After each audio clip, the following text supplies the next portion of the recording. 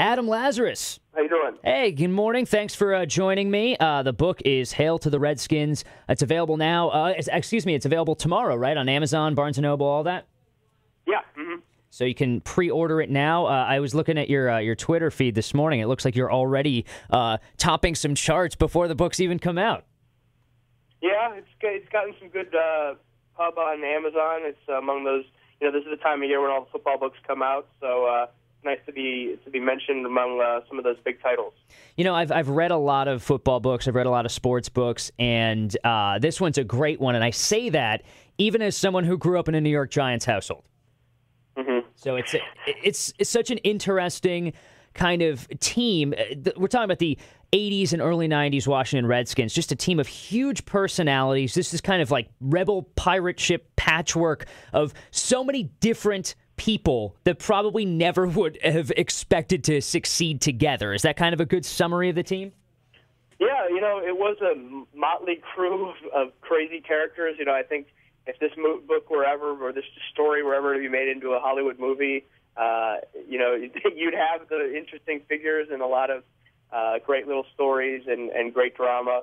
I think of Dexter Manley as sort of the main figure outside of Gibbs, and he was as colorful and interesting and troubled and excitable and fun as anybody you'll really meet. You say you're a member of the Giants tribe. Yeah. In a lot of ways, he sort of parallels Lawrence Taylor. I think he was the same kind of personality, same kind of likability, same kind of troubles, and he's an amazing figure, and even to this day, I really enjoyed sort of profiling him as part of the story as well.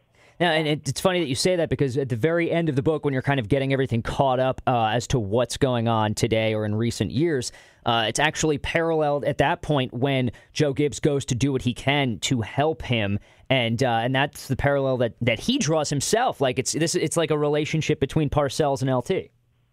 Yeah, those guys, they spend a long time together. A lot of those guys become father figures for younger players, especially the players who stay on a long time, and I think that was the case of what happened with Gibbs. And I think with Gibbs, I was surprised at how many, just about every player I talked to, talked as much about wanting to be, a Super Bowl champion and make millions of dollars or whatever, as they did about not wanting to let Joe Gibbs down and wanting to, do him proud.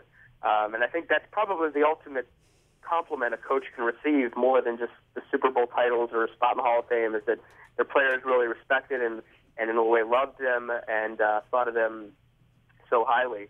And that's one of the reasons why Gibbs is such a monumental figure in the NFL, even all these years later. Now, you mentioned the personalities. We talk about certain guys. John Riggins, one of those guys that you can't, avoid talking about, especially during that time in the NFL and the Redskins especially. Is there anybody in the league right now that reminds you of a John Riggins type? And if not, do you think there will ever be one again? Wow, that's an interesting question. I think there are guys who are outspoken. A guy like Steve Smith. Mm-hmm. He's certainly a guy who will talk and isn't afraid of headlines and things like that. But I think with Riggins, it was a little more tame is probably the more applicable word. He was kind of he might scoff at saying this, but he was almost like a clown. He was kind of like a goofy clown. He said wacky things, and I think he enjoyed that. He was much more tame, and the controversial things he said weren't controversial the way they are today. Mm-hmm. I think he was as much of an entertainer as he was anybody, and I think his play backed it up. But that was one of the things that was so appealing about him, was that he was likable and he was a great player, but he seemed to enjoy himself. He wasn't shooting off his mouth because he was angry about something or his contract. That was certainly something that happened with his contract, but even then, it wasn't really the focus of what he was appealing to the media. So I think we might never see a guy like him really ever again. It's so squeaky clean. Everybody's so brand conscious now. It's so much about like what you project.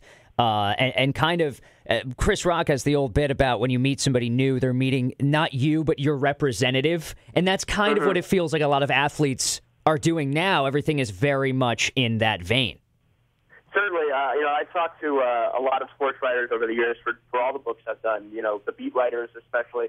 And one of my last books, I I talked to a beat writer who covered the 49ers for a long, long time, and he basically said that the NFL was a lot more fun back then to cover than it is today because there's not as many press releases, there's not as much managers and agents talking for players. It was sort of more a one-on-one environment, and I think that's, in a way, that's kind of sad that we don't have it anymore.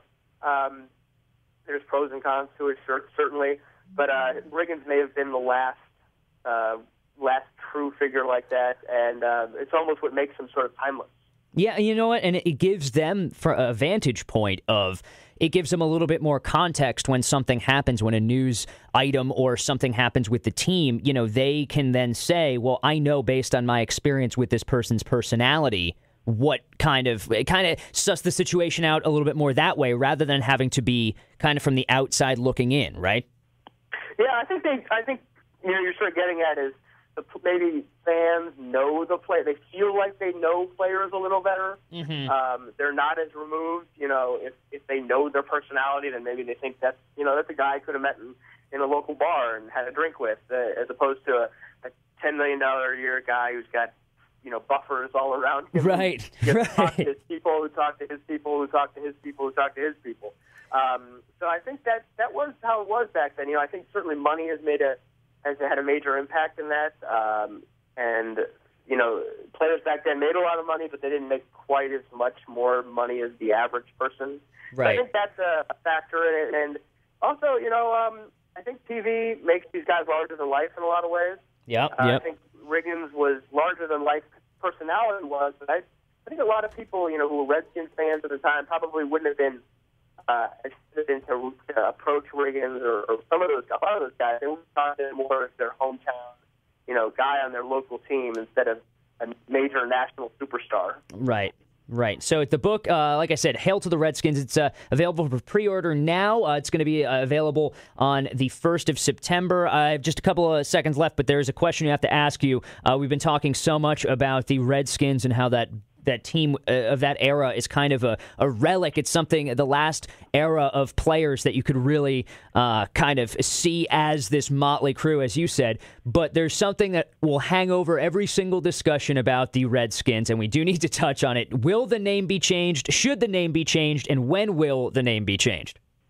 Well, I'm in the camp that it should be changed. I'm not going to be one of those people who goes on TV or pickets and goes crazy about it because I'm not that invested in it. I do think that it's a problematic nickname and that it's offensive to so many people. I don't see it being changed anytime soon. I would be very surprised. The Redskins have pretty much dug their heels in about it. So it would take, I think, something kind of a sea change to see that happen. You don't see the NFL intervening at all and saying, look, we've got so much. I think that would be extraordinary. Now, I don't think it's not impossible, but I think for a league to go basically attack one of its own teams that hard, I couldn't see it happening, at least anytime soon, especially since Commissioner Goodell's got a lot on his plate these days. I don't know how the slippery slope argument is always a tough one, but I think to set a precedent of having the league step in and say you need to change your team name is not something the NFL wants to ever do unless their hand is really forced, and I don't think we're at that point yet. All right, Hail to the Redskins. It is a great book. It's by Adam Lazarus. No matter who you're a fan of, like I said, it's hard, even as somebody who grew up as a Giants fan, to see a book about the Redskins and enjoy it this much. I feel a little bit dirty, but it's such a good book and such a compelling story that it's absolutely worth checking out if you are a fan of sports at all. Thanks so much for your time, Adam. I appreciate it. I appreciate you having me. Thank you. Take care.